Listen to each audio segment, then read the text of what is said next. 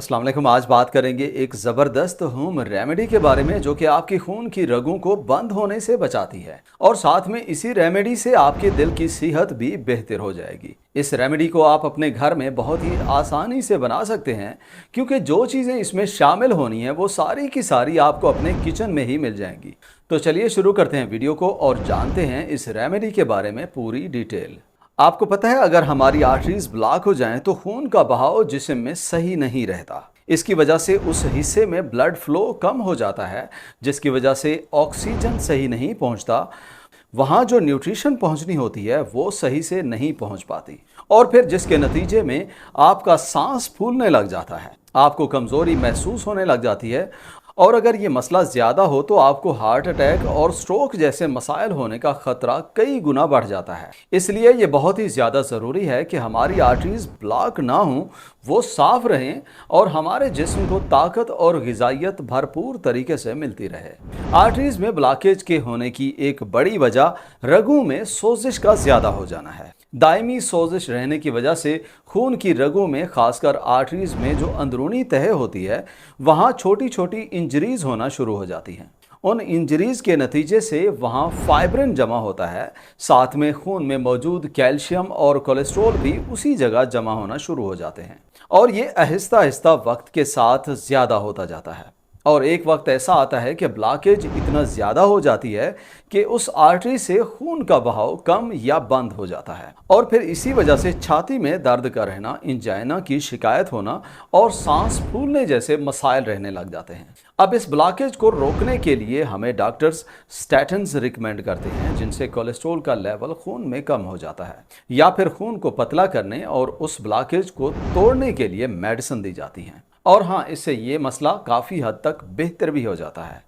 Cholesterol और blockage कम हो जाती है और थोड़े अरसे तक लेने से किसी को कोई ख़ास मसला नहीं होता, लेकिन बहुत लंबे अरसे तक इन मेडिसिन के इस्तेमाल से साइड इफ़ेक्ट्स पैदा होना शुरू हो जाते हैं, जैसे किसी में पट्ठों में दर्द रहने लग जाता है, मैदे में मसाइल हो जाते हैं, वगैरह वगैरह।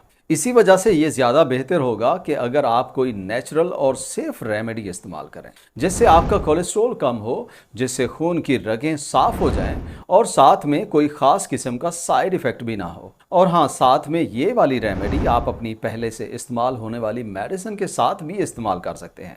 इस रेमेडी को इस्तेमाल से पहले अपने डॉक्टर से एक दफ़ा लाजिम मशवरा करें और कोई भी दवा अपनी तरफ से ना शुरू करें और ना ही बंद किया करें।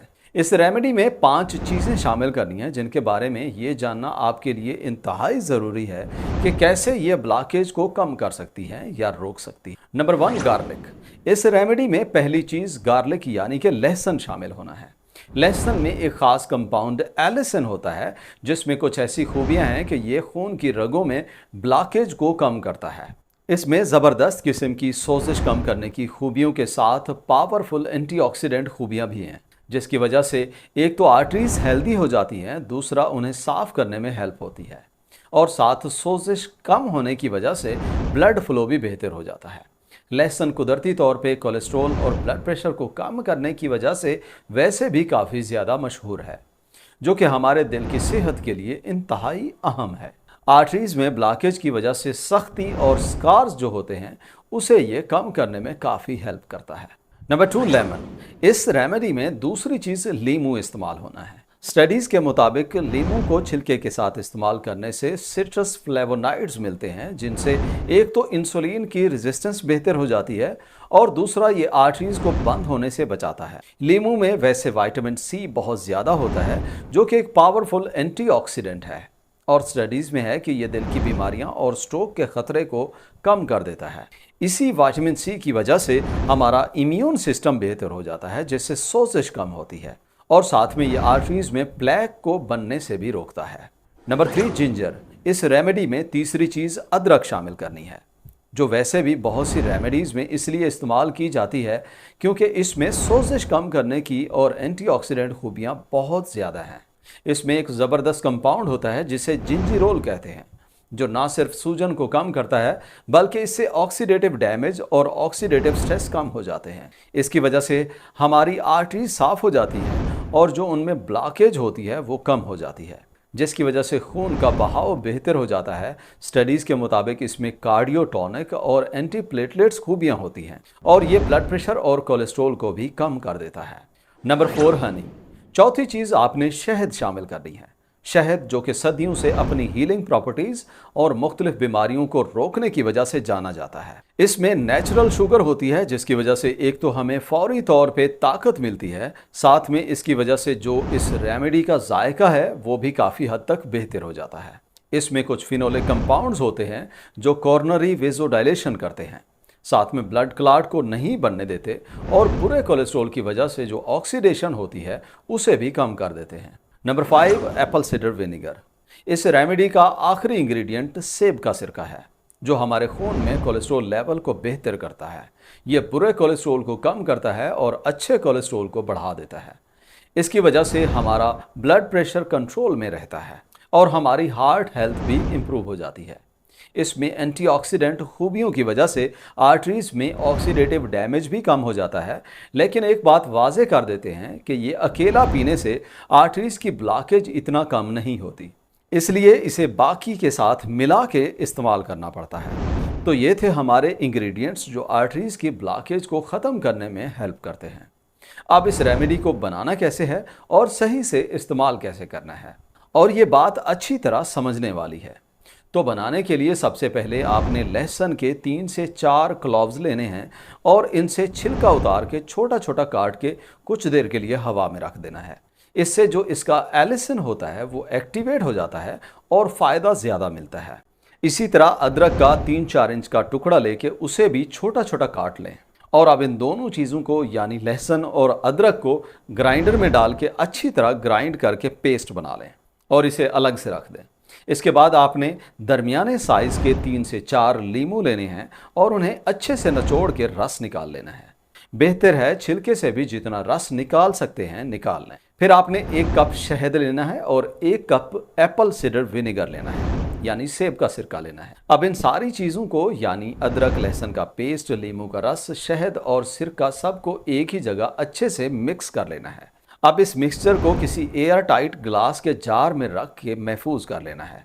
एयर टाइट इसलिए लेना है ताकि ये जितने भी दिन आप इस्तेमाल करें उतने दिन ये ख़राब ना हो और ये फ्रेश रहे।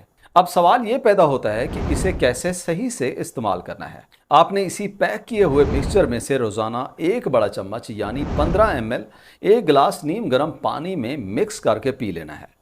वैसे तो इसे रोज़ाना सिर्फ 1 दफ़ा ही इस्तेमाल करने से आपको काफ़ी ज़्यादा फ़ायदा मिलता है, लेकिन अगर चाहें तो आप दिन में 2 दफ़ा भी इस्तेमाल कर सकते हैं यानी शाम को भी ले सकते हैं।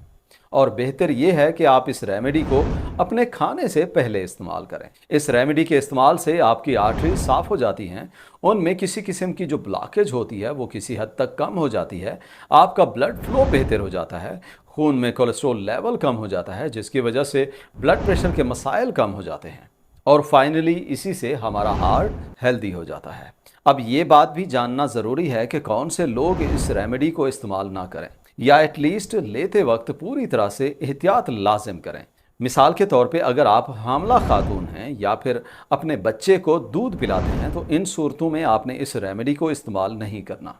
और इसमें एहतियात ये है कि अगर आप कोई मेडिसिन लेते हैं और उसे काफ़ी लंबे अरसे से इस्तेमाल कर रहे हैं, ख़ासकर खून पतला करने वाली मेडिसिन खाते हैं, तो उस सूरत में इसे इस्तेमाल करने से पहले अपने डॉक्टर से 1 दफ़ा लाजिम मशवरा करें। इसी तरह से अगर आपको शुगर का मर्ज़ है तो भी शहद की वजह से आपने इसे इस्तेमाल नहीं करना या फिर इस्तेमाल करने में एहतियात लाजिम करनी है। इसके अलावा बाकी सभी लोगों के लिए ये नुस्खा पूरी तरह से महफूज है, आप इसे इस्तेमाल कर सकते हैं। वीडियो यहाँ तक देखने का और चैनल विजिट करने का बहुत शुक्रिया। उम्मीद है वीडियो आपको पसंद आई होगी। अगर वीडियो अच्छी लगी हो तो वीडियो को लाइक और शेयर करें और चैनल पे पहली दफ़ा आए हैं तो सब्सक्राइब ज़रूर करें। मिलते हैं अगली वीडियो में, तब तक के लिए अल्लाह हाफ़िज़।